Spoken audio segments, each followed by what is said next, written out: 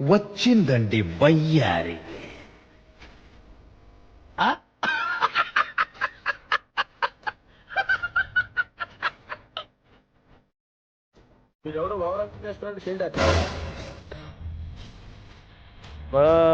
Your thinking.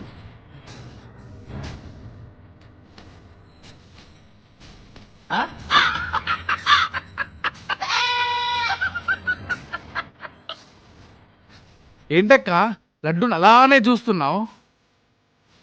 Mindless fellows, ఆ కూటమి ప్రభుత్వం వాళ్ళతో పాటు మీకు కూడా మైండ్ పోయిందారా? ఎందుకక్క? ఈ లడ్డూలో కల్తీ జరగలేదురా. ఎలా చెప్తున్నావు? చూస్తుంటే తెలిసిపోతుంది కదరా.